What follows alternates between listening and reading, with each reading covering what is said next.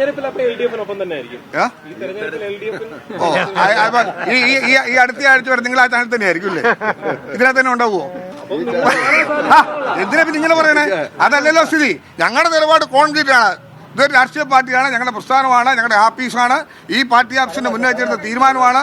ആ തീരുമാനത്തിലൊന്നും യാതൊരു മാറ്റമില്ലെന്ന യാതൊരു ബുദ്ധിമുട്ടുമില്ലാതെ പാർട്ടി ചെയർമാൻ വ്യക്തമാക്കിയ സാഹചര്യത്തിൽ അതിനോടൊപ്പം നിൽക്കുന്ന ഞങ്ങളോട് ഈ ചോദ്യങ്ങൾക്കൊന്നും യാതൊരു പ്രസക്തിയില്ല. അതെ, അത്രേ ഉള്ളൂ.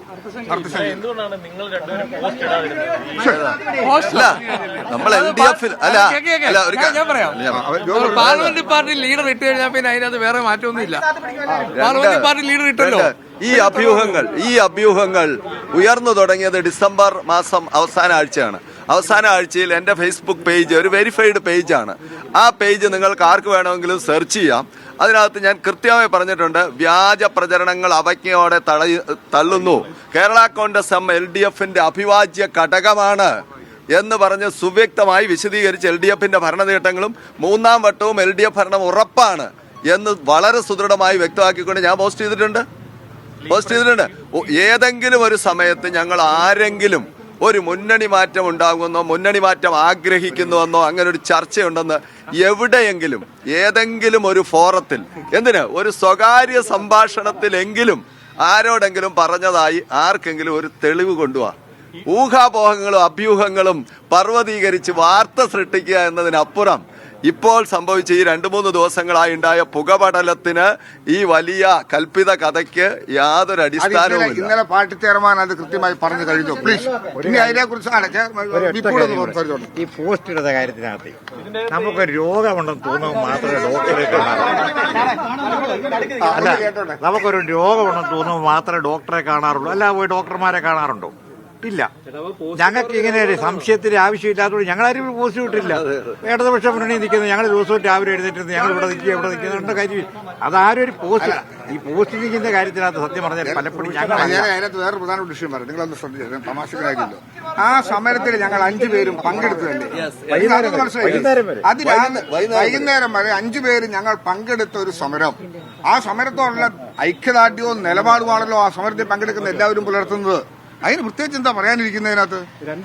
രണ്ട് ഫോൺ സംഭാഷണം. ഒന്ന് സോണിയാഗാന്ധി നേരിട്ട് ജോസ് കെ മാണിയെ വിളിച്ചു. എന്റെ പൊന്നെ, സോണിയാഗാന്ധി എന്നോട് വിളിച്ചിട്ടില്ല. എനിക്ക് സോണിയാഗാന്ധിയോട് സംസാരിച്ചിട്ടുമില്ല. അല്ലയോ, മുഖ്യമന്ത്രി എന്നെ ഈ ദിവസങ്ങളിൽ വിളിച്ചിട്ടില്ല. പക്ഷെ മുഖ്യമന്ത്രി എന്നെ എന്തെല്ലാം കാര്യത്തിൽ വിളിക്കും. ഞാൻ പിന്നെ അദ്ദേഹത്തെ വിളിക്കാതിരിക്കാൻ പറ്റുമോ? അത് കൊള്ളാമല്ലോ. അതെ, ഞാനൊരു കാര്യം ചെയ്യട്ടെ. ഈ വാർത്ത പറയുമ്പോഴേ ഒരു മന്ത്രിസഭയുടെ മുഖ്യമന്ത്രി ആ മന്ത്രിസഭയിലെ ഒരു ബന്ധപ്പെട്ട മന്ത്രിയെ വിളിക്കരുതെന്ന് പറയാൻ പറ്റുമോ?